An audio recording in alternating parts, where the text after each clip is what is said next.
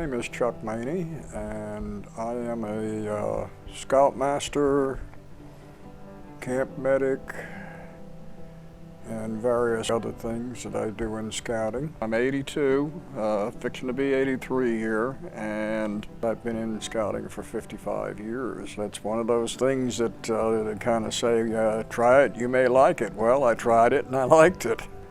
I guess I can say it all started on the 8th of May, 1937, in Trenton, New Jersey, when I was born.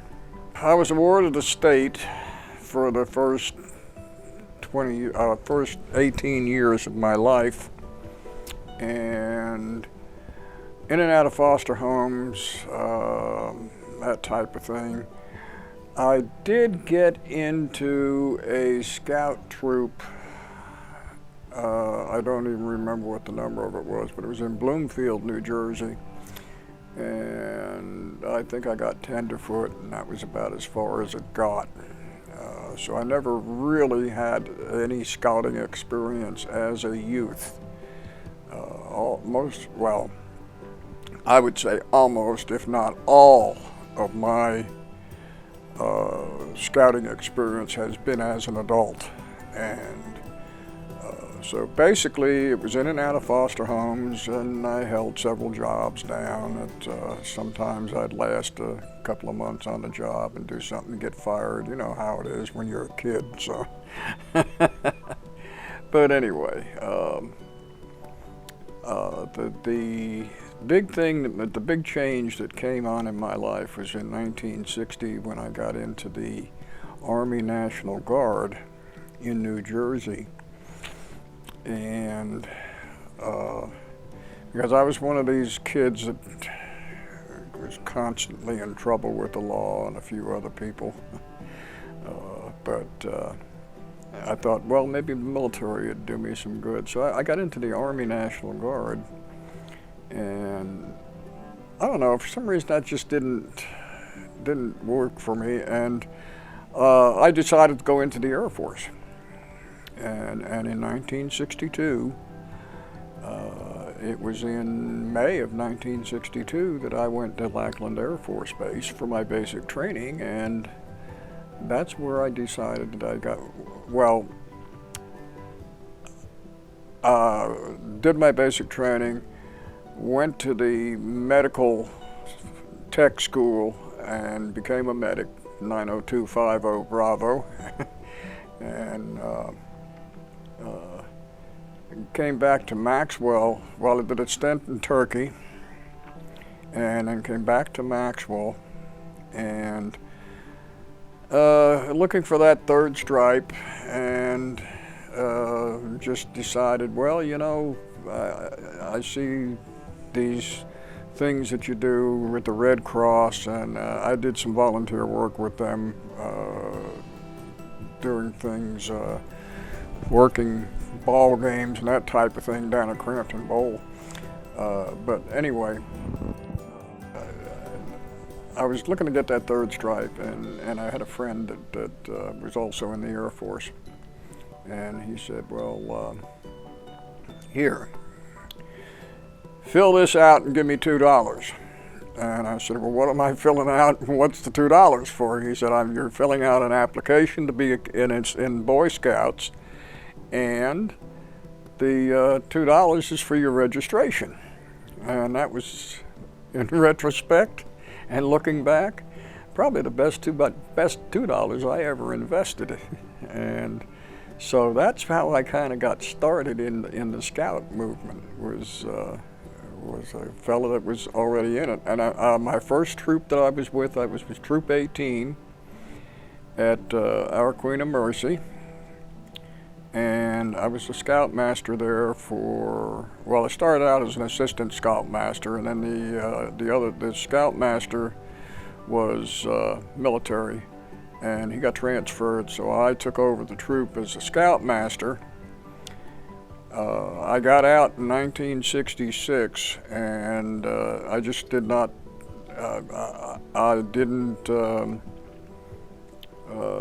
I didn't want to lose my scouting experience, so I stayed with the Scouts, and I stayed with Troop 18.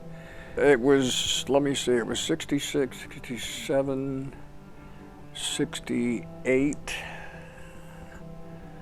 that I got a call from the scout office, and they said, we've got a troop that needs a scoutmaster. And I said, okay. You know, what made you think of me to do it? And they said, well, this is a special troop. And I said, what do you mean by special? And they told me that this was scouts that were handicapped scouts, physically and mentally, and they needed somebody to work with them, and they knew that since I had a medical background, and that at this time I think I had gotten my nursing license, and so that would have been '69. I was an LPN and worked in the emergency room at Jackson Hospital, so they thought I would be the ideal guy to be the scoutmaster for this troop. They couldn't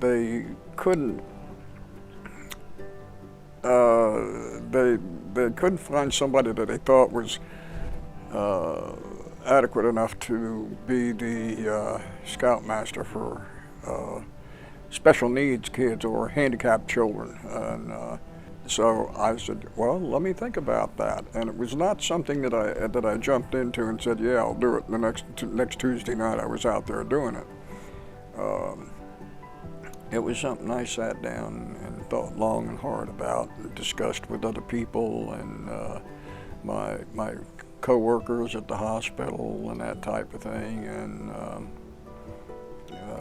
you know, so it was something probably about a month or month and a half that I really thought about it, prayed about it, and that sort of thing. And I said, well, you know what, these kids need the program just as much as the next guy.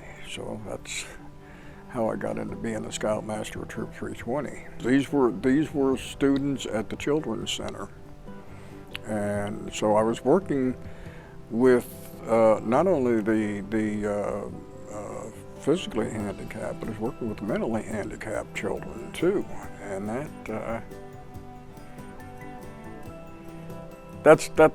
gives you a good feeling in your heart when you see this kid come up and you give him that little badge that says you're a tenderfoot scout or a second-class scout, and you see the look on his face and what have you. You know, that's quite an experience, and you know, so that's how all that got started, and how I've been with the handicapped or special. I don't like to say handicapped. I just like to say special, because these kids are special, and there's no reason that we couldn't do things. And gosh, we went to I don't know how many times. Well, we went to summer camp every summer. Took them down to Disney World on several trips. I mean, we went out. We did everything. This was not. I'd never considered this troop as a handicapped troop, although in theory they were. And made 2 or 3 trips down to Disney World. I remember one time we went down there and stopped at a mom and pop grocery store down between Montgomery and down where we were. I think we were over in Georgia at the time. But anyway, we stopped there and offloaded the kids, and you know, to give them a break and that sort of thing. I had 2 or 3 in wheelchairs, and oh, we walked in there, and this gal looked at us and says, "Are these all your children?" I said, "No, they're my scouts." And I told her what we were doing, that we were going to Disney World and that sort of thing. And she looked at me and said, "Well, you ain't got a lick of sense." I said, "Well, you're right." But it was a reaction. I kind of got a good reaction most places that I went with the kids, and you know, they would kind of accommodate us more than anything. And I've had some, quote, regular scouts that helped me out as my youth leaders that worked with the boys, and even had one of them that, two of them, three of them that got their eagles. No more than that. I had, let's see, 1, 2, 3, 4. Of the handicapped youngsters, I had probably 7 eagles. 2 of them were in wheelchairs. And that was really something to be proud about, and seeing that accomplishment and that sort of thing. So I was there pushing them, and they're the ones that did it. And I was just there to help them along. When they got a little bit stalled along the path, I just turned around and give them a little shove, and they'd keep on going. I had let's see, I had 2 children, two scouts in wheelchairs that were handicapped. And then the others were, some of them were physically, I think there were 2 or 3 that were physically handicapped to some extent. And most of the other ones were mentally handicapped in that they were slow learners and that type of thing. And you know, I gave them a program that they probably wouldn't have gotten. I had some scouts from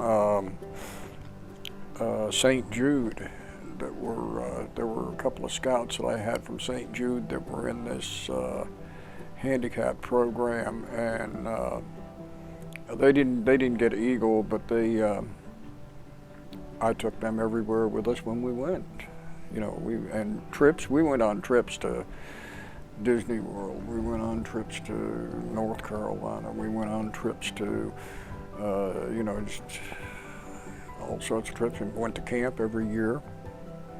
We had our own campsite up there. We developed it into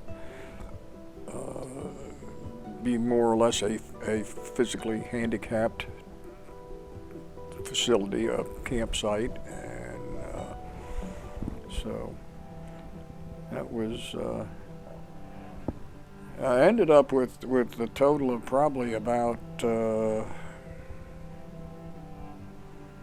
15 or 16 eagles in the troop. I had like 3 or 4 assistant scoutmasters over the years that were really great in helping me out and that sort of thing. The quote normal unquote scouts, what's normal? They were really good in helping out with these youngsters, and taking them off and doing it one-on-one, which worked out pretty good for the handicapped youngsters. And I really didn't consider them handicapped.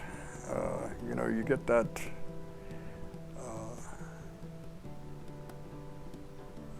How can I say it? It just to me they were normal. Yeah, he was in a wheelchair. So what? I didn't bother him from tying knots, and that didn't bother him. My boys, the ones that were in the wheelchair that got the Eagle, I would tell them that that's something that they can't have taken away from them. And that just shows you that it doesn't matter if you're handicapped or not. You can get Eagle. It may be a lot of work, and sometimes it does take a lot of work on the part of the scout to do that. So, I don't, I don't look at it like, what did I get out of scouting? It's, what could I do to help this youngster make himself better, or help him, or that type of thing. You know, this is, to me, this is not about Chuck Maney. This is about that young scout out there.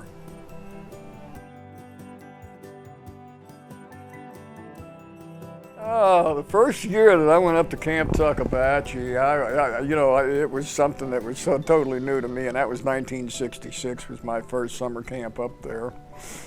And I guess the first couple of years that I was up there, I was basically just playing Scoutmaster and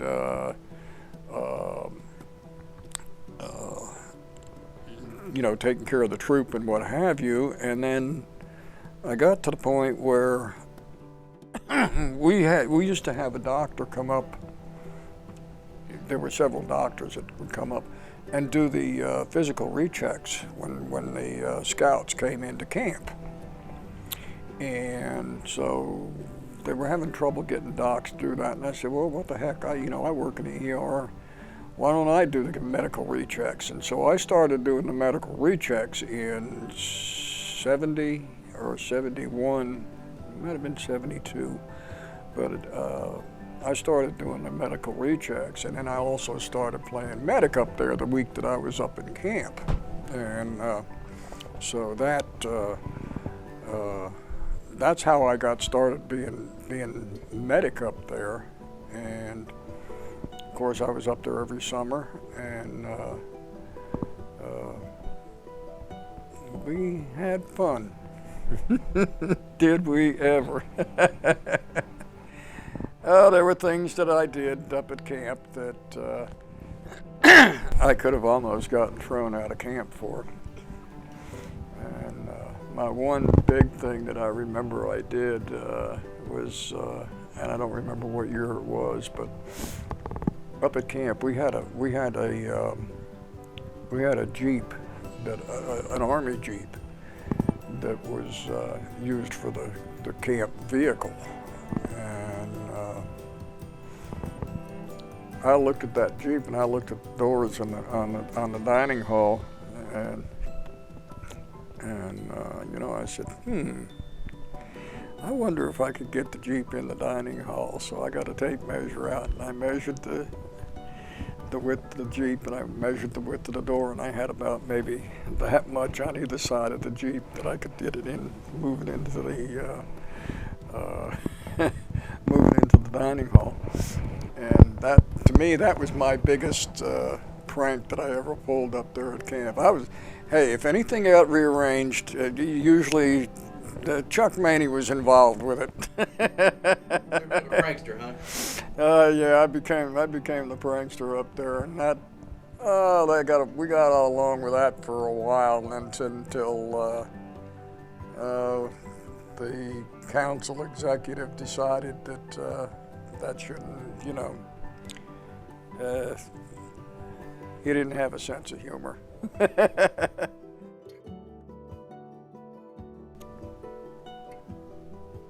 16 or 17 Eagle Scouts. That it was my pleasure to say they are my Eagles. Working with these youngsters from St. Jude and the Children's Center, in the wheelchairs and in various ways of not being 100% physically.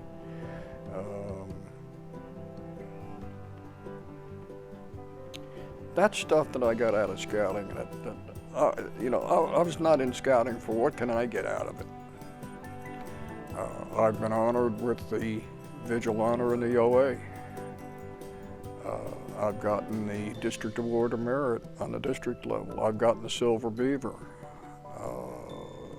These are all awards that, hey, if I never got them, it wouldn't hurt my feelings either. Because I was not in this for what can Chuck Maney get out of it. I was in this for what can I do with this youngster that really needs the program. But personally, my thing that I got out of it is scouts that normally would not have been in the program because of their handicaps or whatever, and that I've helped them advance in rank and helped some of them even get their Eagle. That's what I got out of it. And that, to me, is what the program's about. It's not about me.